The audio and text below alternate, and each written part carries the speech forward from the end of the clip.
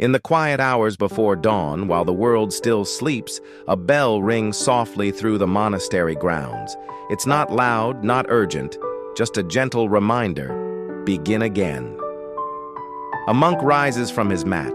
No rush, no phone buzzing, no to-do list waiting. His day begins not with stress, but with stillness. He sits in meditation, spine upright, eyes half closed, breath slow. The silence is not empty, it's full of life. A moment to return to the self, to center, to listen. Then comes the chanting, ancient words echoing through the halls, carried by voices that don't aim to impress, only to align. There's no performance here, just presence, just practice. Afterward, the day unfolds like a quiet stream. The monk sweeps the temple floor. He prepares rice, washes bowls, wipes down a table. These may seem like mundane tasks to us, but to him they are opportunities to be aware, to be grateful, to be alive. Every motion is deliberate. Every movement carries intention. In his world, nothing is too small to honor. This is where gratitude begins, not in the grand or dramatic, but in the ordinary. A bowl of warm soup, a shaft of sunlight on the wall, the sound of birds calling to each other across the trees. These are not background details. These are blessings. Gratitude, to the monk, is not something you feel only when things are going well. It's something you practice, especially when they're not. It is not a feeling. It is a way of seeing. A lens that softens the hard edges of life and brings the hidden beauty of each moment into focus. As the day continues, the monk takes time for solitude, not to escape the world, but to return to it more fully.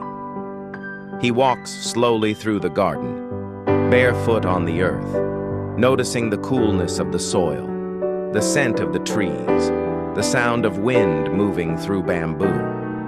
His attention is not scattered. It is deep, steady, here. Every breath is a gift, every sensation a miracle.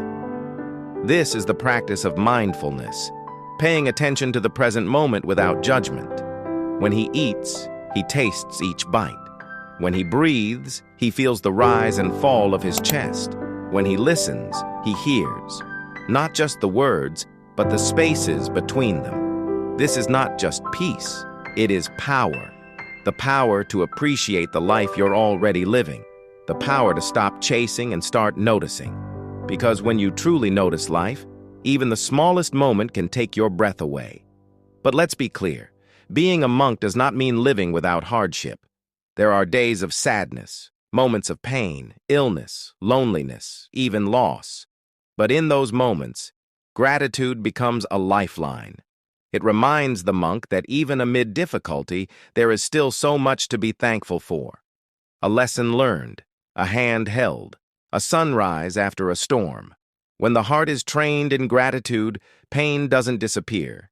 It transforms, it teaches, it humbles, and in time, it even heals. This is how monks face suffering, not by denying it, but by embracing it with grace, guided by the steady flame of appreciation. They've learned that what we focus on grows. And when we focus on the good, even when it's small, we become more resilient, more open, more at peace. So what about us? We may not live in a monastery.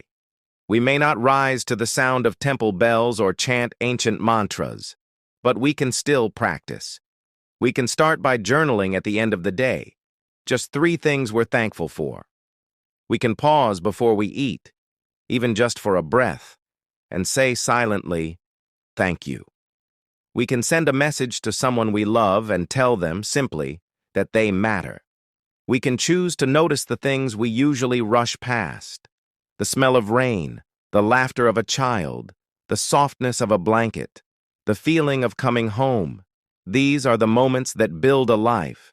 And when we begin to live from gratitude, we realize we don't need more to be happy. We need to see what we already have, with new eyes.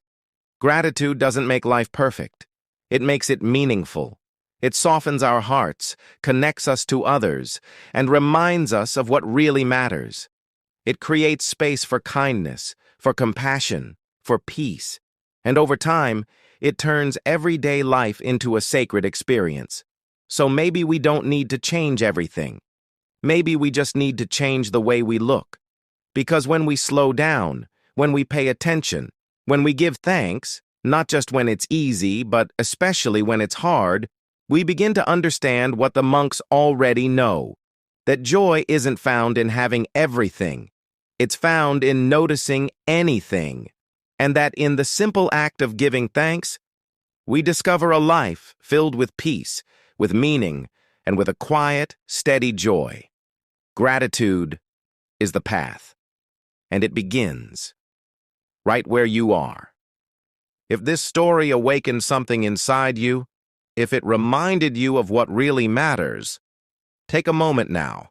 Like this video to anchor the message in your mind.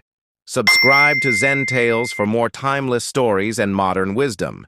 And above all, share this with your soulmate, your friend, your companion on this journey. Because the greatest truths are the ones we carry together. Until next time, breathe, release, be.